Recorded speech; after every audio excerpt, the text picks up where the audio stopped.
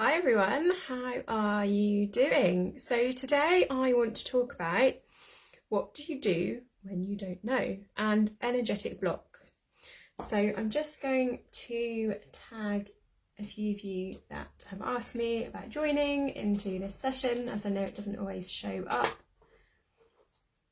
And then we will get started. So if you're watching on the replay, let me know that you are here on the replay and I'll come back and answer any questions at the end. I'd love to get a conversation going about this today. What to do when you don't know an energetic block. So say hi as you are joining. Let me know where in the world you are joining from. I know we've got group members all over the world here in this group. It's so amazing to be back on Facebook and back in this group. So a very warm welcome to the new members of this group. If you've even joined today. This is the space for quantum leaders. So sensitive, heart-centered entrepreneurs and leaders who are ready to use their sensitivities as superpowers using the magic of energy work, positive psychology and the quantum field. So that is what this group is for. So today we're going to be having a discussion about what to do when you don't know, and I'd love to make this conversational. So I'd love for you to post in comments anything that you do when you don't know, or any tips or anything that comes up for you as we go through. So if you can just let me know you can hear me and see me okay, as it's not showing myself as live, but I can see there's a couple of people watching, and then we will get started with today's conversation. Okay, there we go. I can see my live. So the timing of this is so perfect for Catherine. It's so lovely to have you here. Hi, Catherine. Hi, Danny. Thanks so much for joining. It's so lovely to have you here. Catherine, it's been a little while. Right, let me just tag everyone in the laptop side. Okay, cool. Okay, now I see this come up so much. I hear this. If I had a pound coin for each time I heard this, I would be a very rich woman. I hear this a lot. I know there's a block. I know there's something holding me back, but I don't know what it is.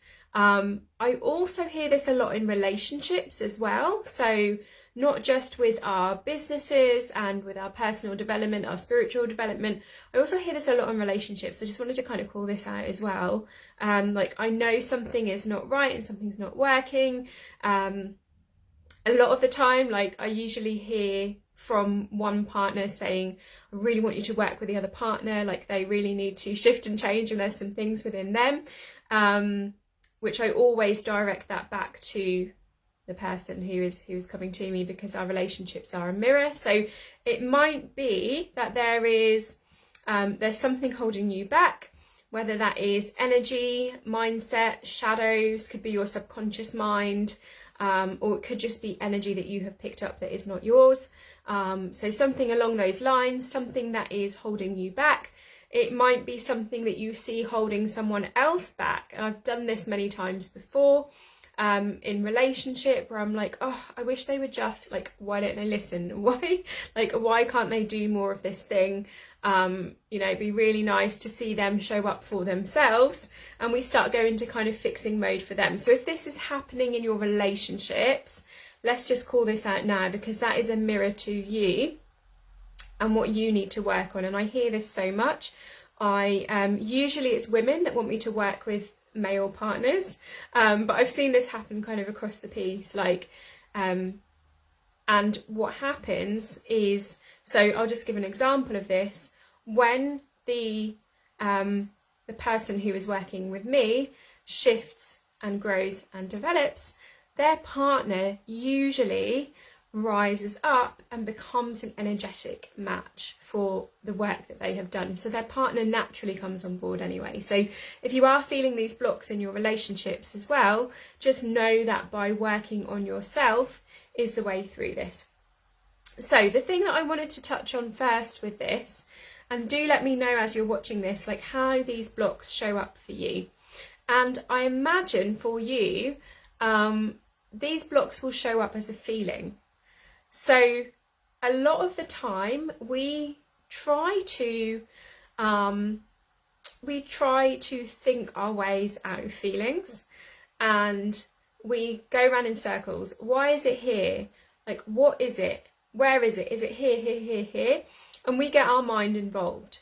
And some of the time, firstly, this might not even be ours. So if we are going around in circles saying, I don't know what to do, how do I find out what to do? And we're in our minds with that, we're making it ours. We're identifying with it when it might not even be ours. So let's start there. We know that the majority of things, I think it's 98% of what we are feeling, which is even more prominent if we are sensitive, if we are empathic, then we are sponges for the world around us. We are mirrors for the world around us. So what we could be feeling, because we are all interconnected within the quantum field, we could be feeling the collective. So I know some days, usually on Mondays, strangely, I don't know if that's a local thing, I will wake up and think, oh, like, what is going on? Like, what am I feeling? And then I tune into that and I realise that that is collective. This is the only time I ever look at the news. I never look at the news. I always recommend to my clients, like, don't watch the news, because we want to be like really flipping our emotions into that positive state. Obviously the science of positive psychology to help us, but sometimes I'll just go and look when I know I'm in a good place, when I know I've got the resources and tools around me to just help to validate what it is that I'm feeling if I feel it is collective. So firstly, it might not be ours, it might be collective. It might be that we have been to a busy place and we just need to clear our energy. So I went to Great Yarmouth on Monday to take Coral's nephews to the Sea Life Centre, and whilst I loved the Sea Life Centre, my inner child loved the Sea Life Centre. I got to see some seahorses, which were just beautiful. There was a lot of energy there. There was a lot of chaos. It was like a closed environment, and I picked up a lot of energy. So I had to do a lot of energy clearing earlier in the week. So it might be like collective. So even if we haven't gone out anywhere, we felt it. It might be just picking up stuff from those around us, and that's okay. So one of the things that I have done recently is set some even higher boundaries. So I'm a 3-6 in my human design. So I've got that 3 line, which is about learning from mistakes, failing and learning, and failing and learning.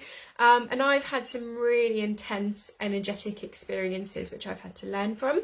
So I'm now in that position of setting those firmer boundaries around that and going, okay, I now know this. I know I'm going to pick stuff up in the collective. I know I'm going to pick up stuff when I am in busy places, and that is okay, and I can clear that, but I do need to set some boundaries in place so that I don't do that again. So my lesson from Monday was, do not go to the Sea Life Centre in the school holidays, because that is too much. There was also roadworks driving there, so it was like I need to be a little bit more careful. That was my lesson with, you know, if I'm already feeling stressed by the time I've driven there, I probably then shouldn't have gone and done it. And that, you know, my yes then became a no through that process. So don't be afraid as you're feeling energetically into these things. And I see Kate has joined us as well. Hi Kate, thanks for coming along. Hope you had a wonderful holiday. As you are feeling into these things, do not be afraid if your yes turns into a no. Those of you that are manifesting generators, sacral beings, sacral generators, that hell yes in your body. So I've shared this with you before. When I found out I'd got through to TEDx, it was like this rushing, expansive energy in my body. It was like, hell yes, I am doing TEDx, let's go, okay? So I get that energy. I got that energy this morning. This happens to me like daily. I got that energy this morning. I decided to go and walk on a different part of the nature reserve that was near my house, just down the road. There's a beautiful nature reserve which I go to help discharge energy and be in nature. And this morning it was like, hell yes, let's go there. Let's go to a different part of the nature reserve, because that felt exciting and adventurous to me. I know that sounds a bit sad. I love the nature reserve. It's so exciting. But that was, you know, that was my hell yes. I could have got there. I could have got out of the car. There could have been some energy. And that hell yes may have become a no. And I might have had to get in the car and drive to the woods instead. So do not worry about when your yeses become no's. You just need to communicate that process to people. So I just have to communicate to Coral, and the moment this is a yes for me, but is it okay if I come with you, if I bring my own car? So if my yes becomes a no, if the energy becomes too much, I can get myself home. So communicate that with others, that your hell yes may become a no. And that is how we can start to navigate that first element, which we really need to think about, which is what if the energy is not yours? And this comes into energetic responsibility as well. So I wanted to kind of cover this off first, because I think a lot of the time, especially when we love mindset work, we love personal development work, we go into, oh, it must be mine, must be my problem, I must have a mental health issue. But 98% of the time, it's just simply not yours. So we can let that go, we can clear that. So taking responsibility for that energy hygiene as well. So what are the boundaries I need to set? You know, if I do feel the collective stuff, if I do feel stuff, if I am, you know, perhaps I'm with a client and then I start to feel what the client is feeling, which is obviously my gift, and that's magical. I know if you're watching this, these are your gifts, ladies, as well. But we do just need to be aware of that. So we can clear out that energy. And I teach you how to do this in quantum alignment. I'm also going to be doing something coming up to teach you more about energy clearing and to do quantum energy clearing with you. So I will share more on that when I can. If you want to be first in the know for that, let me know. But there are some simple techniques we can do to clear our energy. I'm sure lots of you already do these. So Palo Santo, burning Palo Santo, holy wood is a great one. Sage, I don't recommend. I don't use sage for that reason.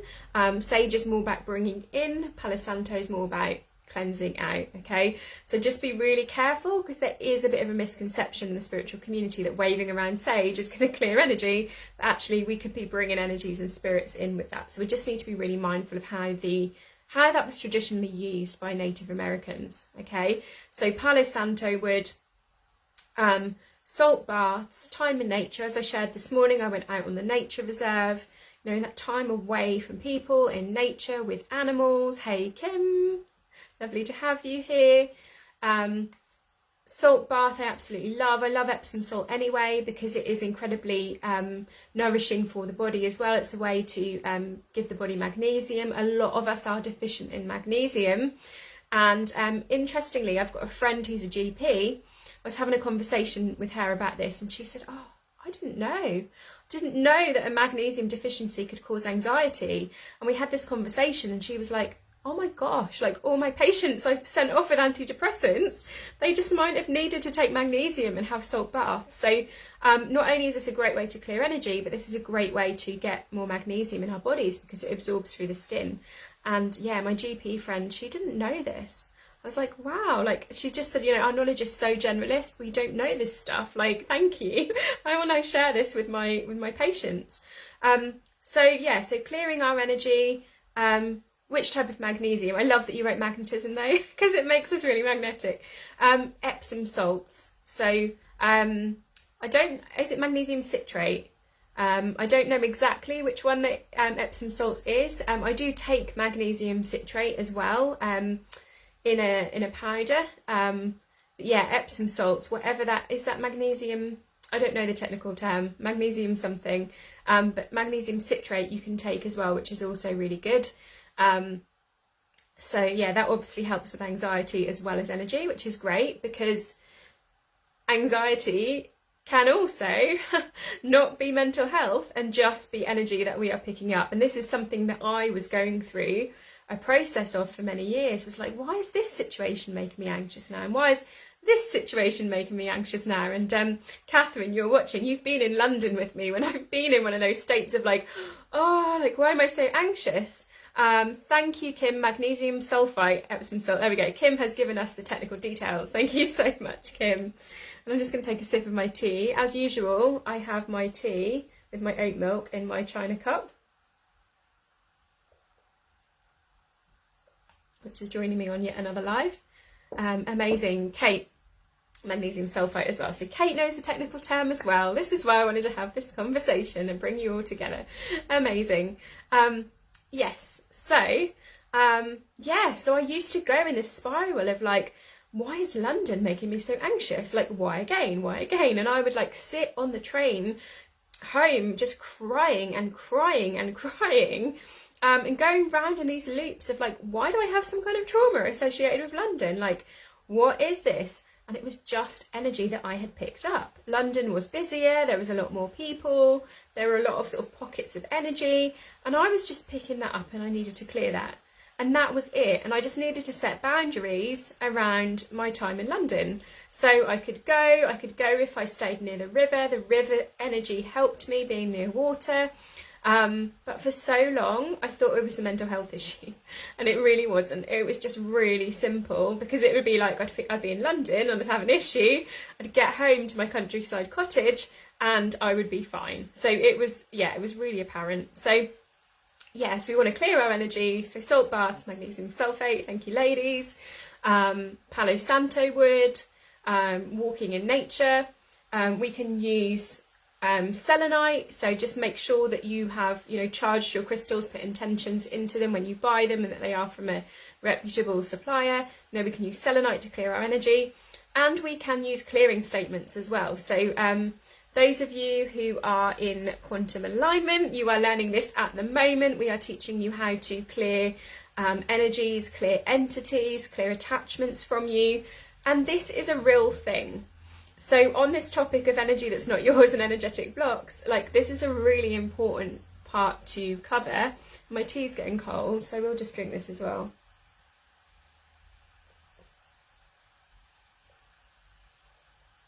Yes, Kate, that is thank you, Kate. That is a really great point about flying. Oh my goodness. So I had this massive new layer of awakening in lockdown, and then I didn't fly for 2 years. And then I went to see my friend in Scotland, and I flew up there last year. And being on a plane, I was like, oh my goodness, this is, that's what it is. So we put it down to, we humanise it, right? And we say, oh, it must be because I'm claustrophobic. It must be because I'm scared of flying. It must be because of da-da-da. Maybe it's just energy. I say this like, I had this thought the other day, like, the Maybelline advert where they're like, maybe she's born with it. Maybe it's Maybelline. I won't do the tune, but like, maybe it's this, maybe it's mental health, maybe it's da-da-da-da-da. If we just go, maybe it's energy, maybe I just need to clear it. The plane, if you think about the plane is a pocket of energy floating in the sky in this metal box that can't get out with lots of people here. So yes, absolutely. So we just need to be aware of that. One of the things we can do on the plane as well is energy expansion. So ladies in quantum alignment, you've got your energy expansion activation in there. We want to just be expanding our energy out, and we can expand that, above and below and out. And I do this with flying. I expand out and I connect to nature, and I pull that nature energy in. So it doesn't matter where we are. We can put, I've got my plant next to me now. Like, sometimes we have nature really close to us, or here, but we can pull that nature energy in. So that can really help in that situation, pulling that nature energy in and expanding our energy out. I remember walking through a shopping centre once and thinking, oh, I can feel the energy. So I expanded my energy out all the way back home here near the sea, and I started to pull in that energy from the nature in. That can really help as well. And then, of course, quantum healing. So I'm going to be doing something exciting with you all with quantum healing, which works with all energies, all timelines, all dimensions. With a client yesterday, we went into a future life. I've never done that before.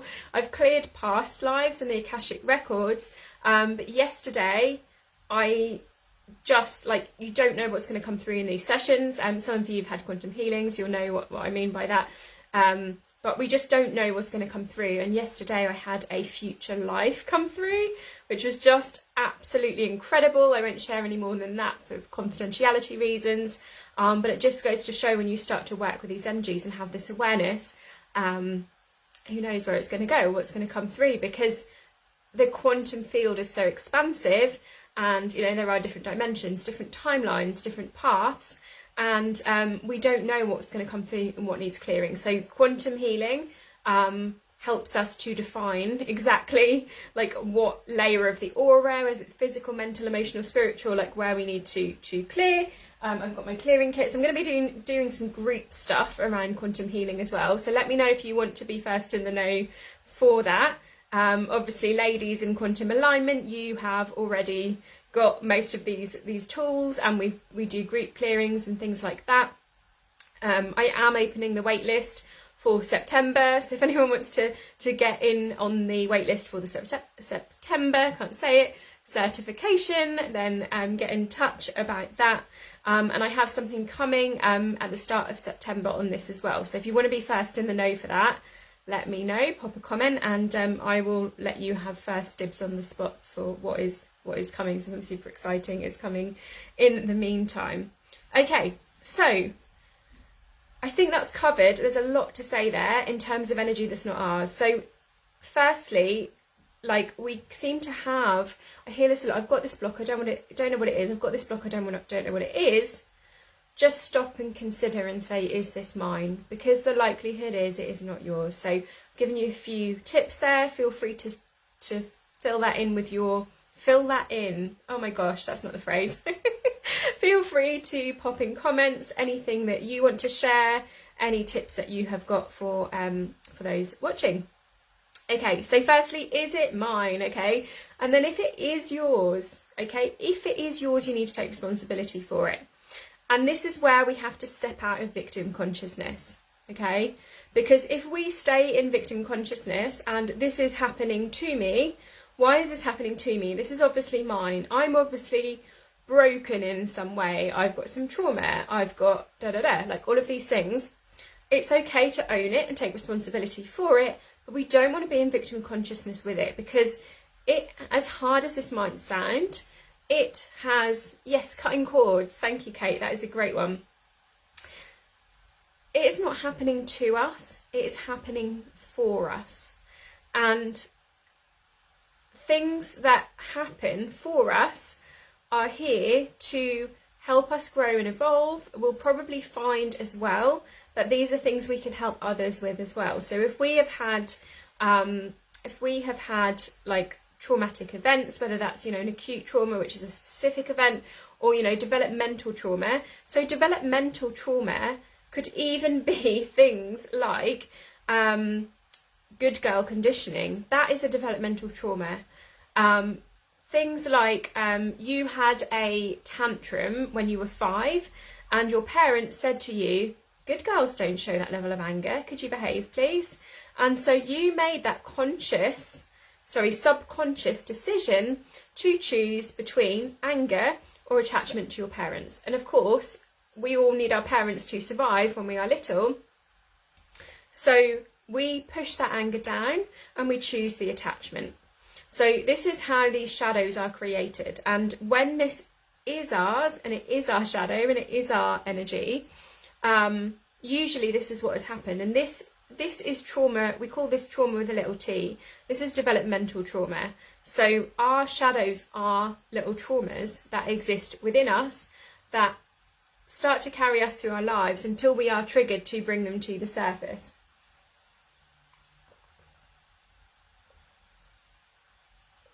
Okay, so if the energetic block is yours and it is a shadow, then some things that you will start to see that show you it's a shadow are strong emotional reactions.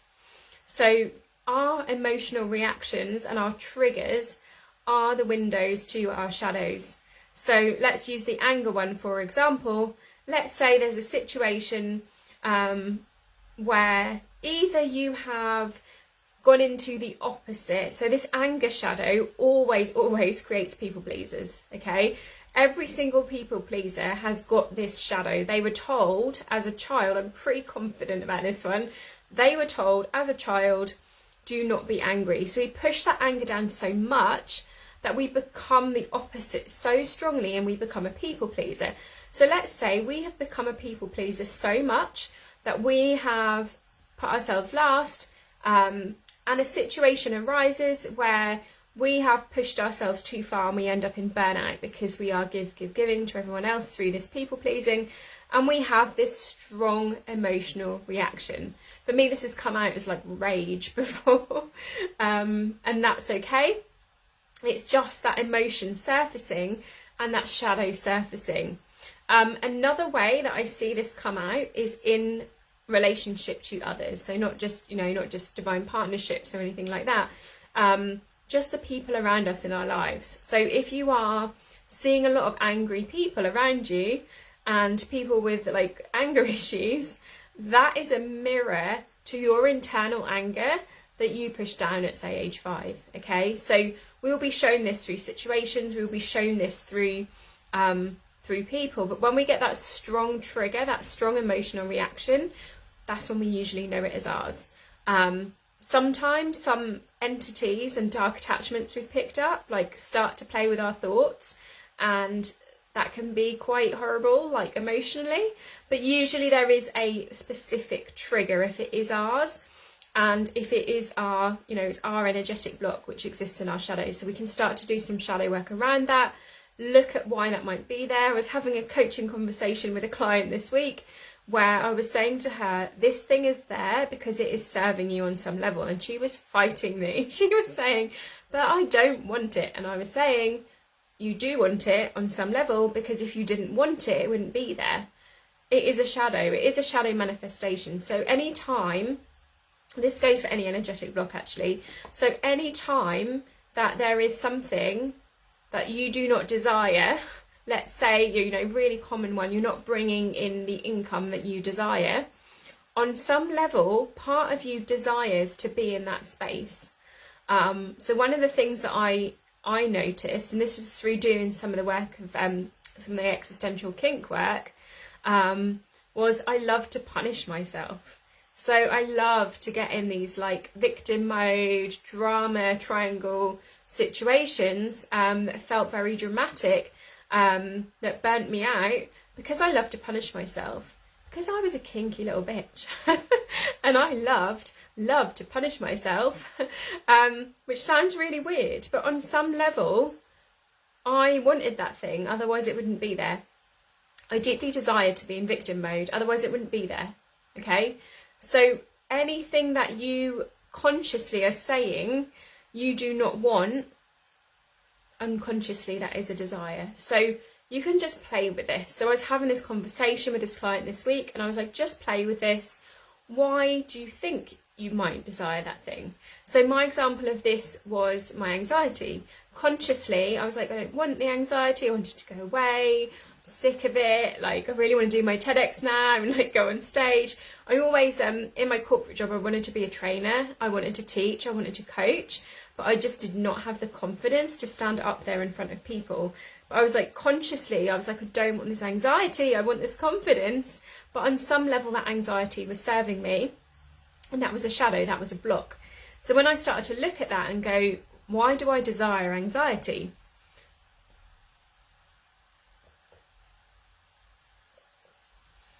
And it was like, wow, if I am anxious, I get help.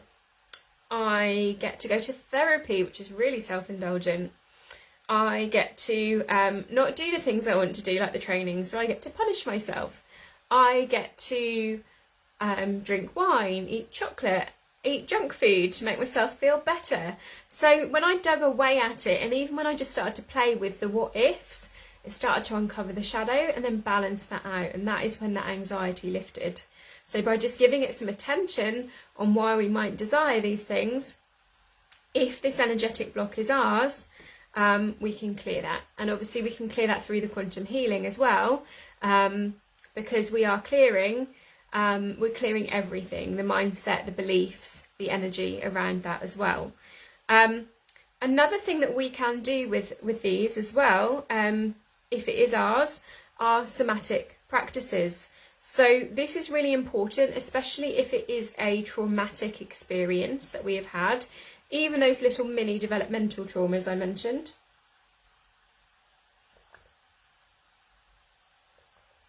I'm gulping my tea there, sorry.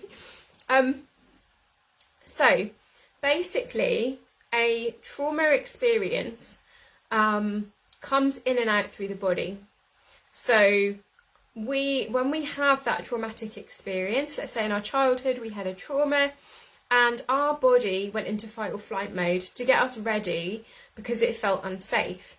Let's just use an example of, let's say we're five, the traumatic thing happens, we go into a tantrum about it and we want to scream and punch and kick the floor. But our parents stop us, they say to us, it's okay, don't cry. They stop the tantrum. That trauma loop cannot complete itself, because if you think about it, look at swans when they fight, right? If you watch the birds, two birds have a fight, the swan will come away, it'll flap all its wings, and then it goes and gets on with normal life. Okay, so the animals show us how we need to do this. So we have not had the opportunity to carry out that fight or flight. Okay, so it might be in that moment our natural instinct is to fight, like the swan, or it might be our natural instinct is to fly and run away. And we need to actually do that process to complete the trauma loop. So because when we're children, we don't have control over that. A lot of the time we don't, and this is not saying anything about parenting, like, you know, my parents, they did the best that they could with what they had. We carry these as traumas in our bodies, in our soma, in our bodies, okay? So we need to do somatic practices to close those trauma loops. And this is why talking therapies don't work on their own. CBT does not work on its own, because we need to close that trauma loop. So something that I do a lot with my clients is breath work, where we, you know, really deep, like belly breaths, and move the body, shake, scream, cry, get those emotions out. Dancing, you know, dancing is a great one. You know, stick on some Viking music and dance. Whack some pillows with a baseball bat. I did a really great practice the other day, which was I am so fucking angry about, and I gave all the reasons I was angry, and then like hit the pillow with the baseball bat to get that out of me somatically. And we do this in rapid energetic recoding as well. So we actually physically pull the somatic experience of that feeling out of your body. So we do this in rapid energetic recoding, which a few of you have beta tested some sessions of that for me over the last few weeks as well, and have seen massive shifts. So thank you for that. So yeah, so if it is ours, it's usually a shadow, and if it is linked to a specific trauma, you know, even like some of those shadows are traumas, little developmental traumas in us, we need to remove that somatically from the body. So, firstly, is it ours? If it's not ours, energy clearing. Energy clearing, energy clearing, energy clearing. Secondly, if it is ours, then clearing that energy from us that is ours, looking at the shadows, doing the shadow work, and I was going to talk about something else actually, and somatically removing that from the body to close that trauma loop. Another thing we can do is I've been working with the superconscious. So a lot of us, we work with the conscious a lot of the time.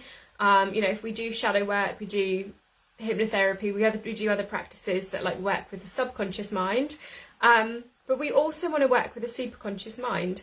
And we can talk to the superconscious mind in meditation, and we can simply say, it really is this simple, through working through our minds with our superconscious, we can say, superconscious, could you please recode this belief? that I now have in me now and help me to up level. We can do this through the super conscious mind as well. So this can be a really simple way, because the super conscious is connected to the quantum field and all timelines and everything. We can also get to this through the super conscious mind, but just by simply recoding that as well. And then the other thing I want to talk about is coaching. So one of the things that I shared in this post, I'm just going to have some water. I was going to say, is that okay? Is that okay? Okay, so the other thing that I talked about in the post is getting support for your inner knowing. So firstly, you can ask, is it mine? Secondly, you can work with the subconscious, the superconscious, with the shadows, with the clearings. But what's really important in this process is having space to come to your own inner truth and inner knowing on this as well, because we usually do know the answers. We usually do know what this block is. Okay, even if it is just a felt sense of a block and we feel it, let's say we feel it like somatically, we feel it in the chest, you know, I feel a big black blob in my chest or something like that.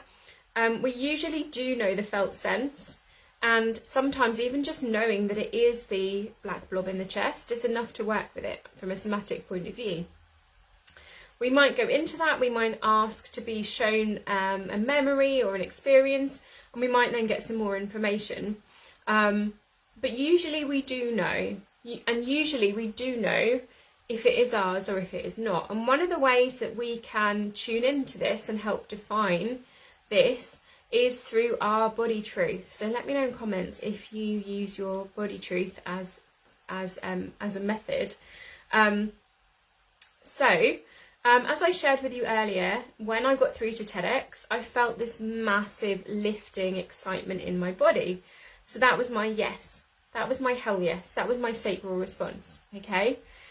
So we can do that with anything. And for some people, they do muscle testing. So they hold up their arm, they get someone to push on their arm and then say, like, body, do you want coffee right now? And then, you know, is the arm strong? Is the arm weak?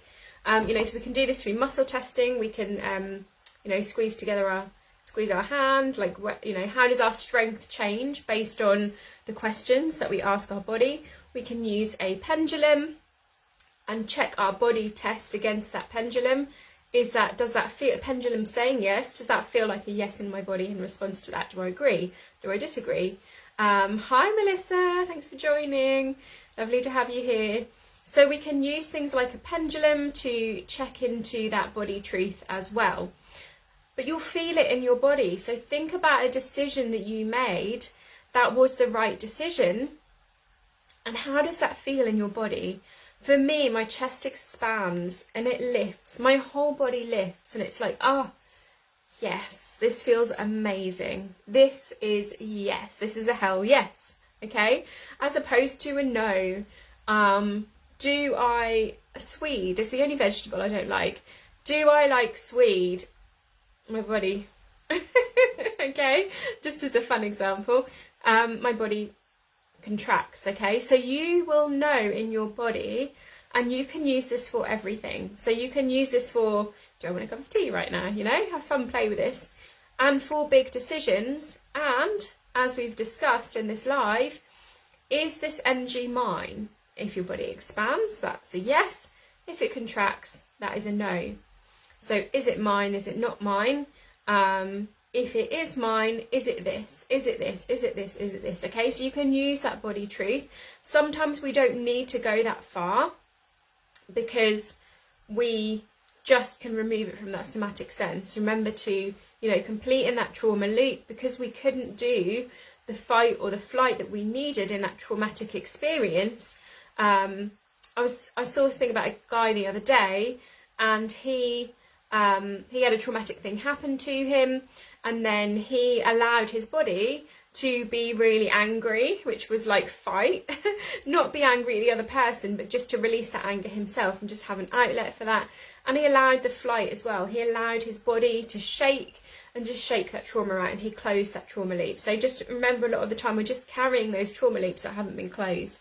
So going through the somatic experience can really help with these energetic blocks as well, if they are ours. So body truth, is this mine, is this not? Sometimes we don't need to go that far, because we can just remove that from a somatic point of view. We can ask the superconscious to recode it, and just checking my notes if there's anything else coming, and is there anything else coming through that I want to talk about? Yes, having space held for you and your highest timeline. And this is where coaching is really important. And when I say coaching, I mean proper coaching. Someone that will hold complete neutrality and space for you. Because we're all authentically different. We're all unique in our own way. And we all have, like I shared with you that my body truth might be expansive, but you might feel yours, you might expand this way, or you might expand this way, or you might get goosebumps when you get your truth, or, you know, whatever that might be for you. So everyone has their own unique gifts, their own unique path. So when we have a coach who can hold space for us, for our truth, and it might be, so I can see with my clients, I can see their potential, I can feel their potential, like within my gifts, and I can see like what their gifts are and where they are going, and I can hold that space for them to come into that in their own signature and their own way. So it's really important that we have people in our life, whether that's our coach or people around us that we can trust, that hold that space for us to come to our own truth, to understand those blocks. How many times, let me know in comments, how many times have you been gaslit out of an energetic block? I'm feeling this thing, even as a child or as an adult, I'm feeling this thing. Oh, that's all right. You'll be all right. You'll be okay. That's nothing. That's just because you had a coffee this morning. Or don't worry. That's just because of blah, blah, blah. Someone else's truth. Okay. So we get so gaslit out of this as well. This is something that, this is something I'm quite passionate about. So I was feeling the energy of so many different situations, and like this has happened over the years, and like different pieces of advice I've been given.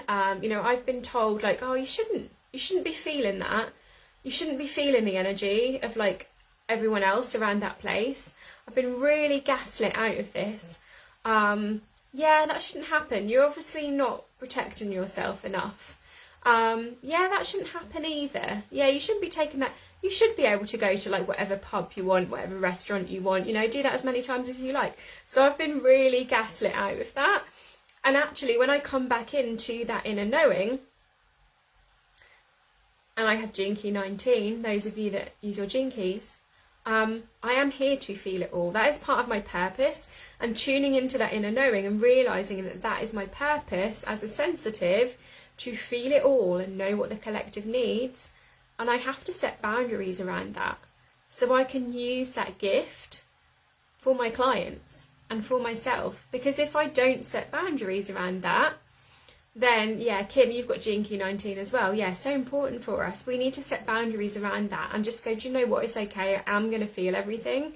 Because the amount of times I've been so gaslit out of that, like, you're obviously not putting your shield up enough. You're obviously not wearing enough crystals. You're obviously not, like, can we stop telling people they are broken? Like, everyone's spiritual practices are different. Everyone's sensitivities are different. And if you have Gene Key 19, if you are a highly sensitive person, if you are autistic, if you are ADHD, if you have any type of neurodiversity around sensitivity, you have simply got more sensory receptors in your brain. So this on a scientific level is true. You've got more sensory receptors in your brain. This is a neurotypical, this is a neurodivergent. So that little noise, that conversation, like, you're going to get burnt out a lot quicker because you've got more sensory receptors, okay? So can we stop gaslighting people out of this truth that we're here to feel it, because these are our gifts and we need to have boundaries around this. So we know as sensitives what it is that the collective needs. We're feeling the pain. We're feeling the problem. We're feeling the thing. And we're meant to feel it because that's what we're here to do. This is giving me goosebumps. That's what we're here to do. So we need to take care of our divine vessel and our bodies to the absolute maximum so that we can use that sensitive gift. So we can feel what it is that our clients need. So we can feel what it is that we need. And this comes into, slightly off topic with the energetic blocks, but still very much connected, because we will have more energetic blocks if we don't do this. Maslow's hierarchy. I've had this huge realization. So if you look at Maslow's hierarchy, you look at the bottom layer of the triangle, physical needs, safety, shelter, food, even going to the toilet. How many people think, I'll just do this thing, then I'll go for a wee? Like, basic needs first.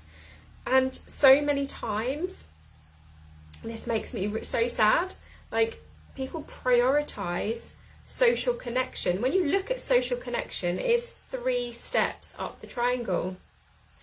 Bringing in financial security is below social connection as well. It is the second layer up, okay? So if we are not getting those basics right, if we are not, you're so welcome, Melissa, if we are not getting the basics right, if we are not eating nourishing food, if we are not getting enough sleep, if we are not going to the toilet, whatever that physical need might be, if we are not feeling safe, we cannot go up that triangle. We cannot go into that social connection. And what I see happening is so many people prioritizing connection because it's coming through the narrative of don't be lonely. Like, all these people are going to be lonely, so get into your community and do X, Y, Z. If we haven't got the basics right, our whole triangle is going to crumble. This goes for your business as well. First year in my business, I was working part-time in my corporate job, and I was running my business, and the days where I had for my business, I used to spend that networking. I started to prioritise that social connection part of the triangle, and I was in complete and utter burnout, and I didn't get any clients. I didn't progress my business in that time because I was prioritising level 3 of the triangle, and the underneath was crumbling under me, because by spending that time trying to do the right thing, which is connect with everybody, and I now know I can connect in a different way, and I work online with clients all over the world. All of you here are all over the world. And that works for me. You know, that nourishment works for me. We need to get those basics right before we start chucking social connection out everywhere. So this is like so basic. So like right now, I'm like, right, I'm thirsty. Okay. So this is actually gonna stop the energetic blocks. Getting the basics right. What is it that I need? What is it that my body needs? And looking at that Maslow's hierarchy. Like, get that triangle up if you need to. Get your triangle up, people. It just sounds so funny saying that out loud. Get that triangle up and go, okay, am I really, like, when I say yes to this thing, is the financial security of my business going to take a hit? Are my physical needs going to take a hit? And plan around that, okay? So, I'm going to leave it there. I just want to summarise. So, we've talked about, and let me know if there's any questions. I will answer any questions anyone has got on the live or on the replay. So, what do you do when you don't know what to do? And you don't know where the block is. You know there's a block, but you don't know where it is. So firstly, it's likely not yours. Remember, 98% of the time, it's likely not yours. You need to clear your energy. Come and see me for a clearing if you need a clearing. Clear your energy. It might be something that you've picked up. It might be collective. It might be someone that you've been. It might be your client that you worked with and you're just feeling what they're feeling, which is your gift. And that's, you know, that's all part of the process of your gifts, which is why you need to take care of yourself. Clearing that energy out. If it is yours, then looking at the shadows, looking at the trauma, closing that trauma loop through somatic practices. If you need any help with somatic practices, let me know, reach out to me. We do breath work in quantum alignment, we do breath work in the membership. You can come along to that. Dance, I love putting on some Viking music and dancing and shaking it out. Anger release practices, removing that somatically from the body if it is yours, doing shadow work if it is yours. I haven't even mentioned positive psychology today. I'm going to do another live on that next week. But, you know, tapping into positive psychology practices as well to keep that vibration high, to bring that positive emotion in, to nourish you and be in that nourished space to help you to complete that bottom layer of that triangle before we start to move up. And the bit I also mentioned at the start about relationships as well, because this is something I see really commonly, is that relationships are our mirrors. And I get a lot of, and Melissa, this will resonate with you in your work as well, I get a lot of women come to me and say, will you work with my husband, will you work with my partner, because he really needs to shift. And actually, by working with the women and the inner work that they do, because they are a vibrational match and mirror, when one partner rises up, the other partner, this is how the quantum field works, it's a vibrational atomic match. The other person will rise up. So I've had a client recently who did a lot of work on herself, a lot of shadow work, and she shifted and her gifts were coming through. And then her partner, she just saw him start to really show up for her, and then he got a promotion too. Actually, I've had this happen with 2 clients last few weeks. I just realised I just had another client whose partner got a promotion, and I haven't done any work with their partners. It's just by working with them. And we don't want to be fixers, you know, we don't want to be that person in relationship who's like, come on, I think you really need to do X, Y, Z. When we do the work, we become a vibrational match and they rise up to meet us. The divine masculine can provide for the divine feminine. When she is in her highest expression, when she is in the highest self-love. This is my self-love success method, which I'm going to talk more about as well. But if you want to know any more on this, let me know. So I'll leave this here because I can just keep talking and I just keep channeling more information. Any questions, pop them in comments. Let me know. Remember that your sensitivities are your superpowers. And sometimes if you don't know, that's okay. The feeling is enough to work with that somatically. So if you have any questions at all, just let me know. I'm sending you all lots and lots of love. I love this live too. Thank you, Kim. I really loved it. Thank you for being here with me, ladies. And any questions, just let me know. Sending you all lots of love.